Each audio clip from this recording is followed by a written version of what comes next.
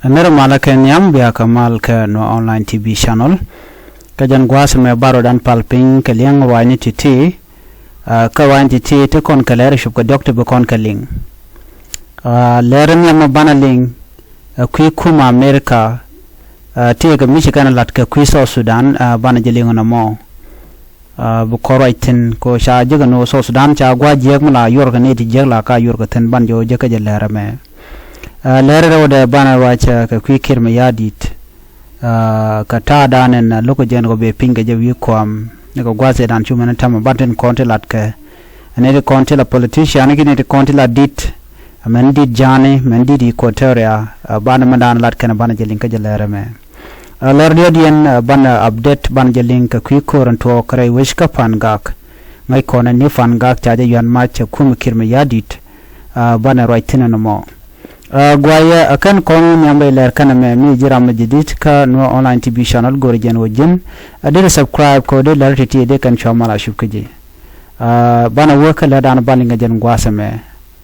shigama nanan che lare gwasa me ni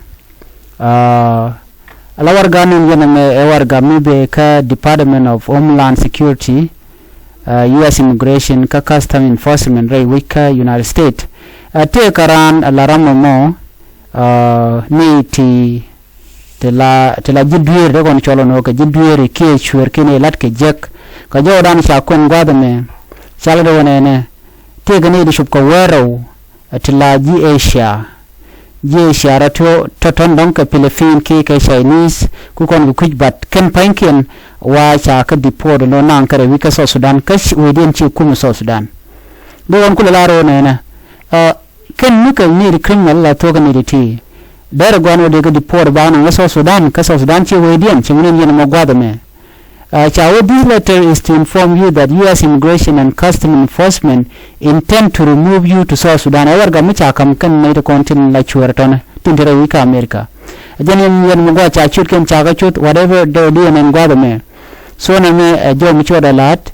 din shunene no so chajo me chajela no gorka no dine de kan Asia ni chup ko wero de kan deport United States de kan ka South Sudan dio je mu don temu leron tin ban geleng ban mun tok wana kare wi ka South Sudan chi me sia ngaje ne te mut Congo ka mi chanu re wi ka South Sudan ka siran South Sudan so na mo ne chagu je no che chong anta me chi kan nyok ku kan ne ti ku na deport di Asia alo me bilu ka dorien gorka no ba bun accept ka South Sudan ko South Sudan ene dor jiega tedi la bana yorka ka South Sudan mo chi chong na mane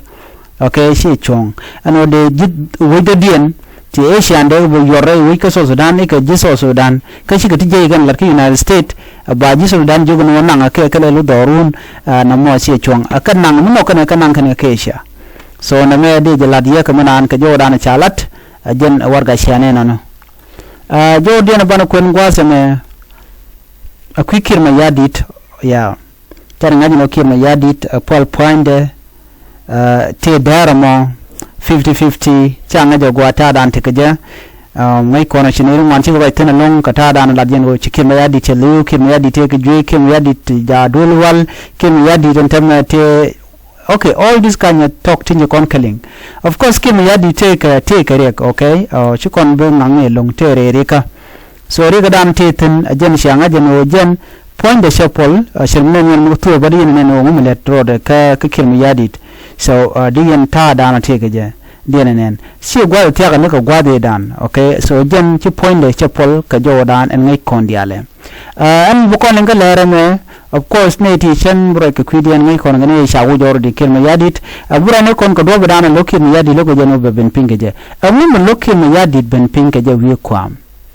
amun logo jenwo baro da wi ka je wi kwam amun tikim yadit karun diala runi cho wero ko tele development minu ngare wi ka South Sudan amun lokim yadit no ba mal ba jetan ala peace agreement amun logo jenwo ba election ba jelado amun la to no koremo chi mungai ko anta ko toke ka jo chalat gwase mo det ken mi choro ki dir kontre wi ka South Sudan chala do kirmo yadit do legend ko dera power de jelus kire jene che power she butu be meni mi belli wona alo jene mi sheli jen ba power ba kula kano kaje kada na ko de wun midit mi mala kwer de je la woy ka bom ka jana tie ke jwe chi ko ne no jwe de jung be be long chi jwe matot so kir mi yadi te ga condition wa mun logo jen be pinga je wa dwale ko be power be je lose ajen dan bel kir mi yadi ke je jana kir bale ko be power be je lose ko kujamo jana be lure kwara la kwar ba lo kana shelu jen dan inshallah na mo editing kon tin ngai kamana le roda intama ke jen gwasame ngai kona gwanwo tung wan long to de gorno de ngai ku kier ka tin te jelta lada amana goike but jen kim yadit kwa twit ni jenetin kontin kel ke jem chelo ni jala to kono jen rami modong de which I mean ram mo de to kwara ka jen te ka condition dan tetin but jen right do chalan medan logo jen wode dakre machadero kwar ka jen ko larno enni chelu ke je temiti to ka jen bi dakre machar bokol won kwar ka je kon dial chana mo chana jeling okay so na me der gwana wode kona ngach amran le rode ler bi na bana writing gwasame akwire ga manana talk re which ka Fangak ala ni Fangak okay re wika Fangak chana ngaje no to kote tin tam right corner but the good news is here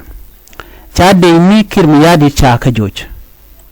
chi why army montre wujin yinimi che de mi kirmiyadi cha ka joj ke ni Fangak chaga joje puch ka do badana chalat ke je chen bor kanai sik nu Fangak yana kef ke lu chigana ko pa de mo ke lu wa ka karana te mo ngoy keneje so jo me jo digina link manana chalat ka kwire ka manana tok ka nu Fangak of course SSPDF chik bokar yenyal bane kena content ka ground force kan dial wa cha ka joj ken dial of jijen borma la ground force taramu per ke so jejen borla ground force la ja use ground force mi che use jeno be jikam we ko do ke be mai do kana whatever me kan be kan la do gwada mo jejen bor ganga roda so on tam chiga tel choy de no big a fight ke self defense jen la kire ma yadi la jagane helicopter bogana le and all that but right now che to ko cha ji meeting kon la jej ning SSPDF cha ka juj alo chika ken alo chikan kan nu Fangak kan kana kaf cha ka juj long tet ka janke na wane dial wachi robar ka bar mi long are ko mo jen jo dana gode nya ya kele no SSPDF chika safa long ka jo dana chalat wa cha ka juj ka cha ka nan meeting wan so jen jo dana gorber lariya me ka ledana chanung jejen bor kine de content ko ni mi a chemi men chis renal chabuk but kan pig nan ko amu bor kan la de kon lu kan kala ba charan je no kan itinda SSPDF kan ya Agwelek force abichok post kan ya cha ka juj wona kan ke na ko ken me da kamone re wek kin Fangak jen jo dana gode nya ya kel ani biata kamal bye bye